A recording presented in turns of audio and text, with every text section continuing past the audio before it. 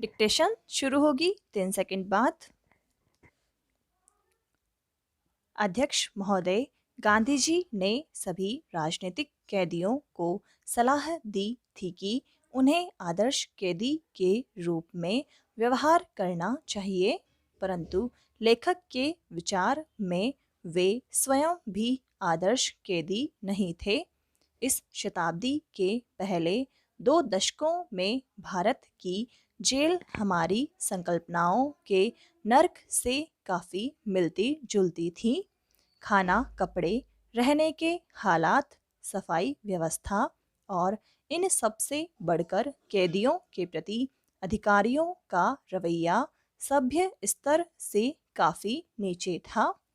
Jail code के अंतर्गत जो थोड़ी बहुत दवा की गई थी, वह जेल के अधिकारियों के गैर कानूनी और अमानवीय रवैये के कारण समाप्त हो जाती थी।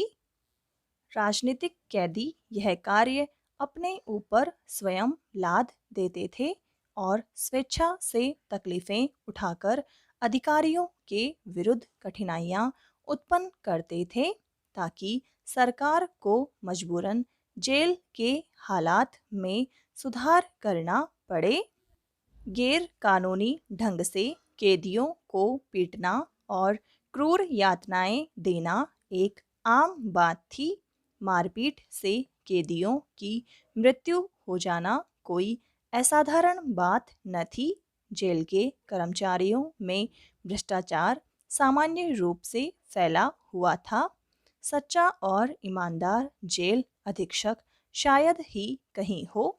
अतः लेखक और उसके साथियों को अनुचित रूप से गड़बड़ करके या भूख हड़ताल करके अधिकारियों के लिए कठिनाइयां पैदा करनी पड़ती थी। इस प्रक्रिया में राजनीतिक कैदियों का पूर्ण रूप से स्वास्थ्य खराब होना सामान्य बात हो गई थी।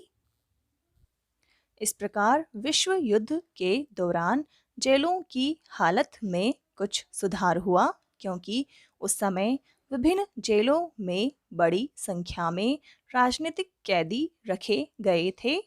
एक प्रकार से वे जानबूझकर कठिनाई पैदा करने वाले थे और निश्चित रूप से आदर्श कैदी न थे। स्वयं गांधी जी ने अधिकारियों के लिए कठिनाइयां पैदा की जब भी उन्हें कैद किया गया। गांधी जी भिन्न अर्थों में कठिनाई पैदा करने वाले थे।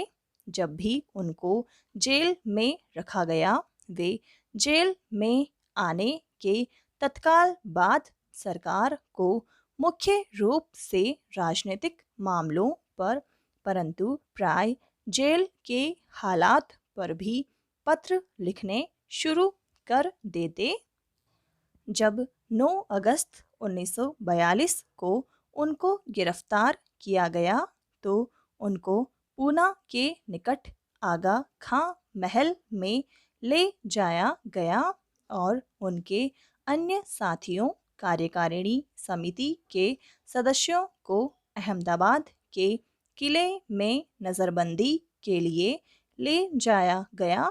गांधी जी और अन्य कांग्रेसी नेताओं को एक विशेष रेलगाड़ी से चिंचवड़ स्टेशन ले जाया गया। वहां 2 दलों को अलग अलग कर दिया गया।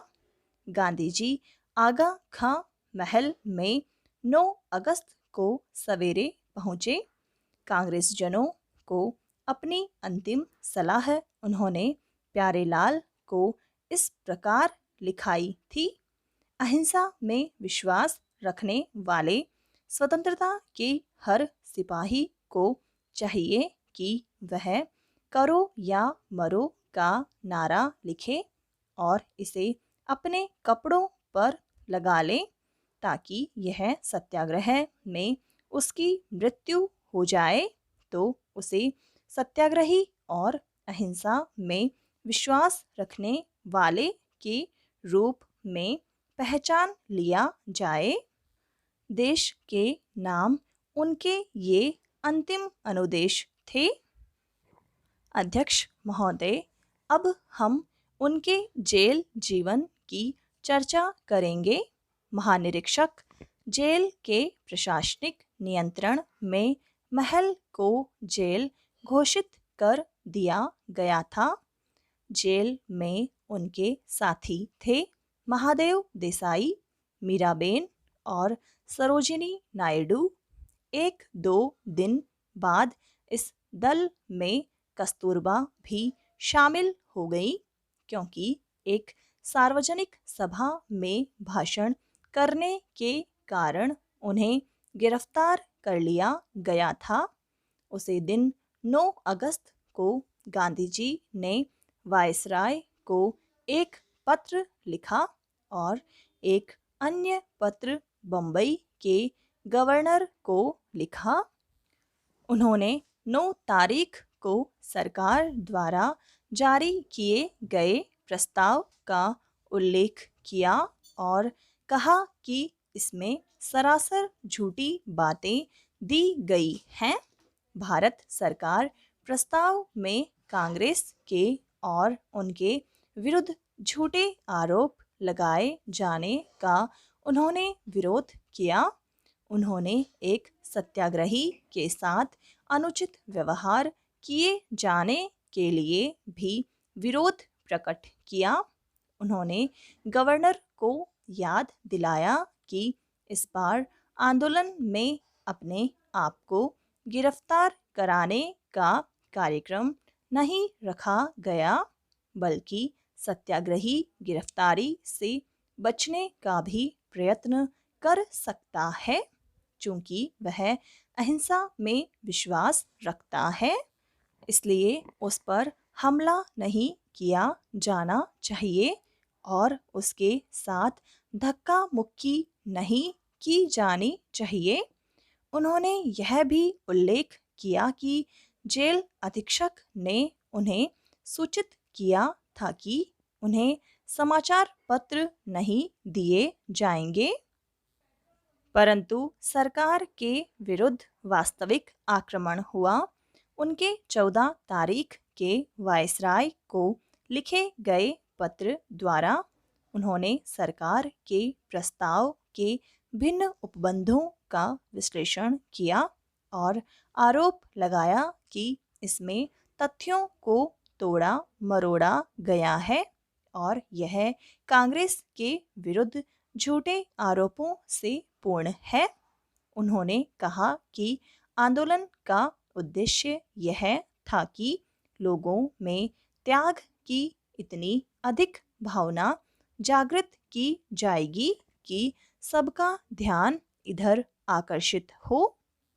इसका उद्देश्य यह दिखाना था कि इसे जनता का कितना समर्थन प्राप्त है।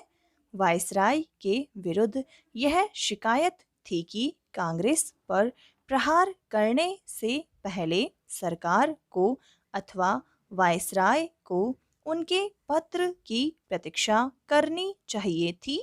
सरकार के प्रस्ताव में सरकार द्वारा यह दावा किया गया था कि भारत की सुरक्षा का काम उसके सिर पर है। गांधी जी को यह दावा सच्चाई के साथ मजाक लगा। विशेषकर मलाया, सिंगापुर और बर्मा की रक्षा में पूर्ण असफलता के बाद उनके विचार में सरकार का प्रस्ताव सत्य की हत्या थी।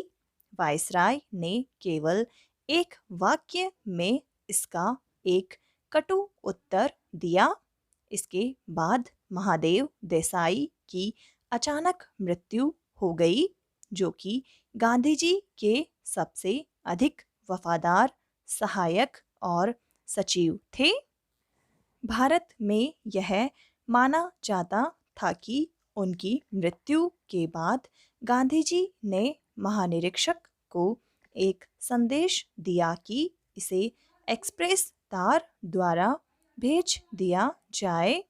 संदेश में महादेव की विधवा को केवल सांत्वना दी थी और हिम्मत बनाए रखने को कहा गया था। समाप्त।